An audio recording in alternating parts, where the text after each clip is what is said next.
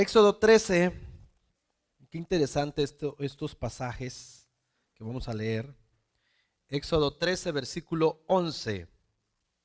Dice, cuando Jehová te haya metido en la tierra del cananeo, como te ha jurado a ti y a tus padres, y cuando te lo hubiere dado, dedicarás a Jehová todo aquel que abre matriz. Asimismo, todo primer nacido de tus animales, los machos serán de Jehová. Mas todo primogénito de asno redimirás con un cordero.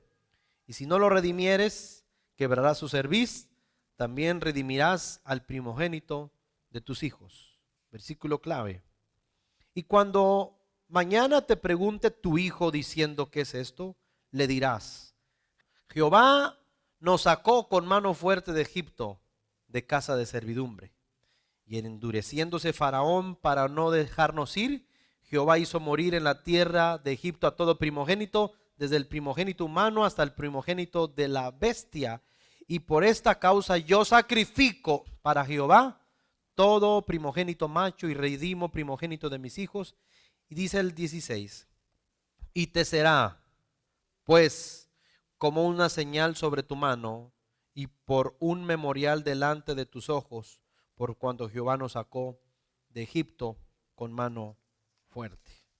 En esta primera diapositiva quiero decirte que nuestros hijos deben saber que las primicias son una señal de libertad y un testimonio de victoria. Lo que me llama poderosamente la atención cuando hablamos de las primicias o de los primeros frutos es que Dios le dice a través de Moisés, cuando estés haciendo la entrega de los primogénitos, cuando entregues tus primicias y te pregunte tu hijo qué es lo que está pasando, tú le vas a decir y le vas a recordar cómo fueron liberados, ¿verdad? Y les vas a contar los testimonios o el testimonio de victoria. Porque entonces aquí entra la primer parte de nuestras generaciones. Tenemos que enseñarle a nuestras generaciones nuestra dependencia completa y total en Dios. En ocasiones creo que se pierde y se hace una frontera muy distinguida o muy visible entre los padres que son creyentes y los hijos de esos padres creyentes. Y a veces existe esa frontera tan marcada que los hijos que están estudiando una carrera o que ya terminaron la universidad, pareciera ser que viven una vida distinta con conceptos y principios diferentes a los que viven sus padres, ¿verdad? Los padres confían en el Señor, tienen fe en el Señor, tienen momentos de una devoción y oración a Dios, y los hijos pareciera ser de estos padres que en ocasiones son hijos materialistas, que creen que todo lo van a conseguir con sus propias fuerzas. Y entonces las primicias une generaciones y nos hace entender que nosotros tenemos una plena dependencia y total en el Señor. Que lo que tenemos, por eso pasamos con familias, que lo que tenemos no lo tenemos por nuestras propias fuerzas, que lo que hemos conseguido se lo debemos al Señor. Y si nuestros hijos aprenden eso, no importa qué carrera o estudio tengan, que eso es extraordinario, siempre van a saber que la dependencia del Señor es suficiente para vivir una vida plena y tranquila, estar en paz y entender que toda buena dádiva, dice la palabra, y todo don perfecto desciende de lo alto. Estas generaciones que tenemos hoy aquí en la congregación son generaciones que pienso yo están despertando cada día más en una dependencia y en un favor de Dios para sus vidas. Es lo que yo veo, están despertando en una vida devocional, en una vida más activa en cuanto a la lectura de la palabra. Pero qué importante es que nuestros hijos y nuestras generaciones entiendan que lo que tenemos y lo conseguimos, o lo que conseguimos, no lo conseguimos por nuestras propias fuerzas. Que lo que tenemos y hemos conseguido es gracias al favor de Dios. ¿Qué enseña el capitalismo? El capitalismo enseña que lo mío es mío, yo me lo gané, es mis fuerzas, son mis estudios, son mis habilidades de negocio. El capitalismo enseña lo mío es mío, me costó. Ese individualismo colectivo, ¿verdad? La gente vive en mucho individualismo porque es lo que yo me gané con mi fuerza, con el sudor de mi frente. Eso enseña el capitalismo, y muchas de esas ideas, muchos de nosotros las hemos aprendido y tenemos que desechar. Y no significa que no haya que esforzarse, pero el esfuerzo sin Dios es egoísmo. Los logros sin Dios nos convierten en personas soberbias, altivas. Por eso hay muchos problemas en algunas personas de reconocer a Dios, porque ellos creen que todo lo que tienen es por ellos. Y eso es lo que enseña la cultura capitalista.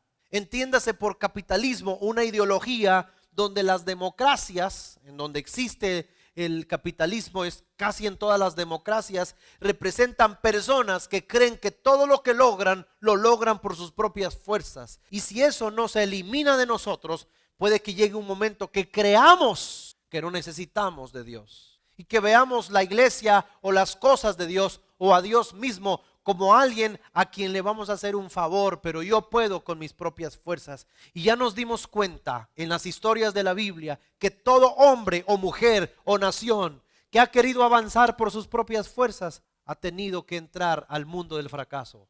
Porque podemos lograr cosas hasta cierto punto, pero dice la palabra de Dios que separados de Dios, nada podemos hacer. El socialismo, entiéndase por socialismo una idea política, como China, por ejemplo, socialismo, comunismo, que son muy parecidos. El socialismo enseña otra cosa. El capitalismo, repito, enseña a sus ciudadanos lo tuyo es tuyo, pero no el socialismo. El socialismo dice, lo tuyo es mío, no es tu casa, es mía. Yo decido cuánto ganas, yo decido por ti, lo tuyo es mío. El socialismo absorbe todo, la riqueza, la ganancia y el poder de sus naciones, y solo como que le reparte a algunos algo. Ese es el socialismo, que dice, lo tuyo es mío, me pertenece. Pero ¿qué enseña el cristianismo? El cristianismo verdadero, donde la fuerza y el fundamento es Cristo, enseña algo opuesto al capitalismo y al socialismo. Repito para que no se los olvide, el capitalismo, o sea, en México hay capitalismo, así gobierna este país. Te enseña, lo mío es mío, yo me lo gané, es mío. El socialismo es que te roban, te quitan, no te dejan libertades. Es un comunismo socialista muy en las entrañas, gente que no tiene libertad. Pero el cristianismo no enseña eso. El cristianismo enseña una verdad que nunca se nos debe olvidar. El cristianismo enseña, lo mío es de Dios. Todo lo mío es del Señor. Y todo lo que tengo, mi vida entera, le pertenece al Señor. No solamente los bienes que pueda tener o los títulos que pueda tener. El cristianismo enseña que mi vida, mi alma, mi corazón y mi mente le pertenecen a Dios. Yo no tengo nada, pero lo tengo a Él y lo tengo todo. Y en este contexto eso es lo maravilloso de vivir, ya sea en una sociedad capitalista, comunista, socialista, pero independientemente de eso, la palabra te enseña principios para vivir una verdadera libertad en Cristo Jesús. Así que todo lo que tú tienes, ¿de quién es? Del Señor, le pertenece por completo al Señor. Por lo tanto, dice esta siguiente, lo importante es recordarle a las generaciones que todo lo que tenemos es por Dios y que solo por Él somos bendecidos. ¿Por qué somos bendecidos? Por Dios, solo por Él. ¿Que tienen que estudiar? Por supuesto. ¿Que tenemos que mejorar en la administración de nuestros recursos? Por supuesto. Son bases importantes. Pero mis hermanos, la verdadera bendición viene de Dios. Dice la palabra de Dios, la bendición de Jehová es la que enriquece y no añade tristeza con ellos. La verdadera bendición. Cuando creemos que la bendición viene de nosotros, ¿qué hacemos? ¿Usted sabe qué hace el ser humano cuando cree que la bendición depende de él? Le voy a decir algunos aspectos que hace el ser humano que cree que la bendición depende de él. Cuando el ser humano cree que la bendición depende de él, ¿qué es lo que hace? Hace horas extras. Trabaja incluso los domingos. Las vacaciones laborales prefiere que se las paguen para seguir trabajando. Se empeña en trabajar de más y más y más y trabajo duro porque él considera, hombre o mujer o familia, considera que si les va a ir bien es porque le van a echar muchas ganas. Pero no es así. No significa que no haya que echarle ganas, ni no haya que trabajar ni estudiar. Significa que aunque trabajamos y aunque vamos al campo y preparamos la cuestión de la siembra, una cosa es que yo vaya a guiar el campo y entienda que me tengo que regresar porque yo no puedo provocar la lluvia y yo sé que la lluvia viene de Dios. Una cosa es que yo prepare las cosas que tengo que hacer con tiempo, y otra cosa es que yo crea que soy el responsable de que llueva, de que se venda, que se empaque, que se haga todo, porque entonces eso me va a enfermar, y a eso se le llama afán.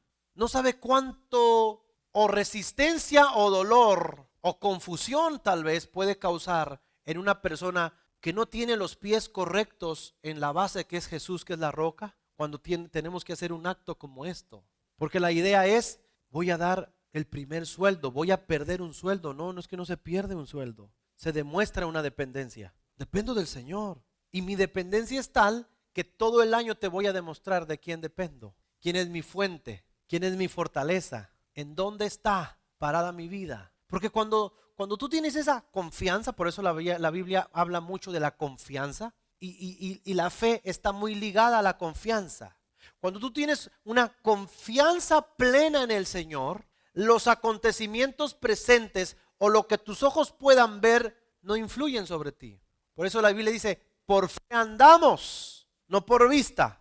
Y cuando hablamos por fe también podemos decir, caminamos confiadamente, estamos confiados en el Señor. Nuestra confianza es Él. Nuestra confianza no son las riquezas, nuestra confianza no son los bienes, nuestra confianza no son nuestros ahorros, porque si esa es, en dado caso, nuestra confianza, qué fragilidad hay en nuestra confianza. Pero cuando tú confías en el Señor, dice la Biblia literalmente en Salmos, los que confían en el Señor no serán avergonzados. Y hay otra parte que también dice en Salmos, los que confían en el Señor son como el monte Sión, que no se mueven.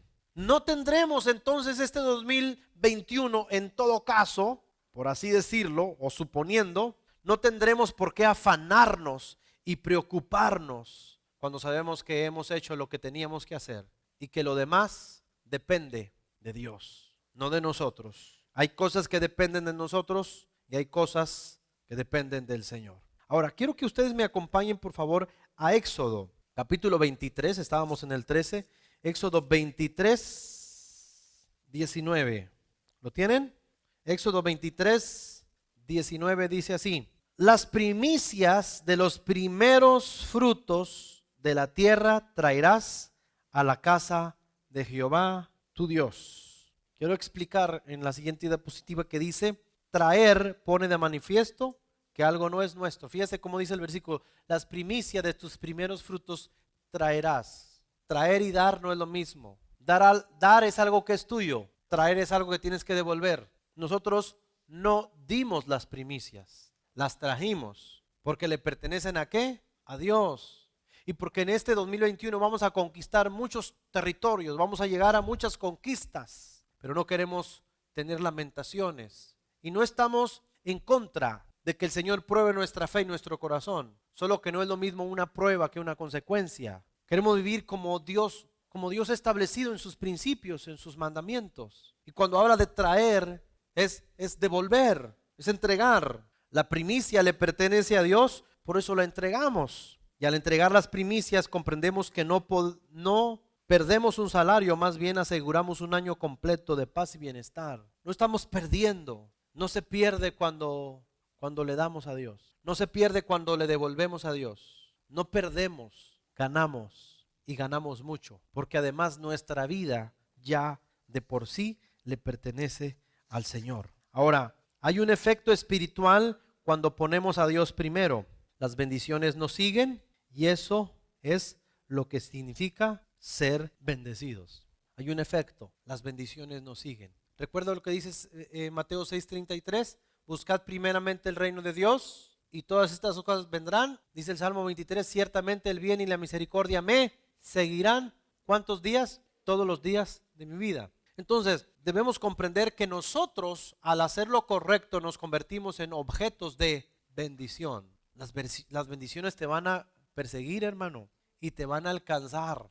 Las bendiciones a los hijos de Dios. Quiero terminar con esto, con este ejemplo que es con respecto al sacrificio de nuestro Señor Jesús, porque ya expliqué lo de Jericó. Bueno, antes del Señor Jesús, aquí de Dios le preguntó a Caín, si bien hicieres, vaya conmigo a Génesis 3, quiero explicarle este texto. Génesis 3, 4, perdón. Estamos hablando de la ofrenda de Caín y Abel.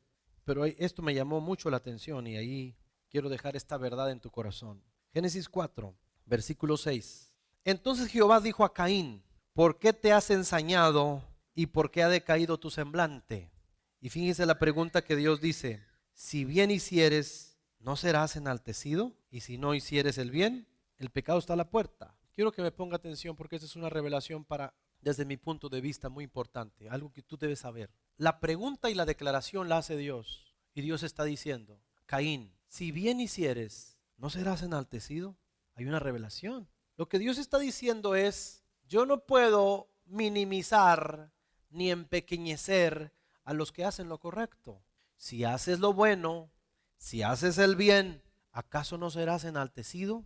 ¿Acaso no serás engrandecido? Que no lo acabamos de leer ahorita en Deuteronomios. Dios quiere que su iglesia, que su pueblo sea mejor que todas las naciones para fama, gloria y loor. Y los dos textos que leí en Deuteronomios y están en un contexto de lo que nosotros damos. Por eso yo les dije, yo no creo en el evangelio de la prosperidad. Yo creo que el evangelio es el evangelio de la cruz. El evangelio son buenas noticias, pero sí creo en un Dios que prospera, un Dios que quiere lo mejor para sus hijos. Y la palabra revela aspectos tales como: si ustedes siendo malos saben dar buenas dádivas a vuestros hijos, cuánto más el Padre Celestial no dará buenas cosas. Y en el otro contexto dice: no dará el Espíritu Santo al que se lo pidan. Si Él es nuestro Padre y nosotros somos sus hijos, ¿cuál debería ser el resultado de cada uno de nosotros? Yo pensaba en Josué cuando estaba leyendo el capítulo donde él empieza a llorar y empieza a reclamar y decir, porque como habían conquistado Jericó, él estaba bien confiado, y de repente la siguiente nación vamos y les mata gente y los destruye o los vence temporalmente o momentáneamente. Yo veo como Josué se tira a llorar y empieza a reclamarle a Dios: Señor, ¿cómo es posible? Se van a reír de nosotros los otros pueblos y nos van a destruir a todos nosotros. Y Dios le dice: a ver, no, ¿por qué te postras? Le dijo así: hay pecado en el pueblo. Dios le da a entender: ¿por qué quieres ver buenos resultados cuando yo no puedo apoyar el pecado? Levántate, le dice, y le da a entender: investiga y limpia el campamento para que yo pueda estar con ustedes. ¿Qué quería Caín para continuar con Josué? ¿Qué quería Caín? Que Dios lo levantara y lo engrandeciera. Pero ¿qué hizo Caín cuando ofrendió? Empequeñeció a Dios, lo menospreció. ¿Cuál es el reclamo de Caín regularmente? Es: ¿por qué yo, Señor? Dice que se decayó el semblante de Caín. Esperaba lo mejor de Dios y él entregó lo peor. Esa ecuación no funciona. Yo sé que la salvación no es por obras, hermanos. Estoy convencido de eso. Pero en la Biblia muchas cosas sí son por obras. La salvación no. Usted no se puede salvar por las obras. Pero en la Biblia usted va a ver ejemplos de que si usted no hace las cosas bien o de forma correcta, no funciona. Incluso la cosecha. La Biblia dice: el que siembra escasamente, no dice el que siembra escasamente segará abundantemente. El que siembra escasamente va a segar escasamente. El que siembra abundantemente, ¿qué va a pasar? Abundantemente segará. Es una obra que haces. Y yo veo que el coraje y el desánimo también de Caín era porque estaba viendo que él no era enaltecido y a Abel le iba bien. Le dio mucho coraje. No solo le dio coraje, le dio envidia. Yo no sé a usted, pero yo creo que a la gran mayoría o a algunos de nosotros en su momento nos llegó a dar envidia cómo le iba bien al otro, en vez de gozarnos, ¿verdad? Pero a veces nos da envidia porque le va bien y le inventamos cosas. Es que es de familia de narcos, es que anda haciendo cosas chuecas. No, si le va bien a él, que es un hijo de Dios como yo, Dios no tiene hijos preferidos, solo que Dios es un Dios justo. Y Dios no va a levantar a uno. No es como que, fíjense, la mentalidad de Dios no era: Abel, por esa ofrenda, nomás es una forma de decirlo práctica, pues: Abel, tan bonita ofrenda con todo tu corazón, cuánto me amas, te voy a comprar los tenis de marca. Y entonces Caín hace berrinches y se pone a llorar. Dios no es tal vez como nosotros, que dice: bueno, está bien, mijo, a ti también te lo voy a comprar de marca. Dios no va a tratar de quedar bien con el que hace lo malo, pues. Es decir: hijo, si te portaras así como tu hermano le dije que hiciera esto y lo hizo, fue para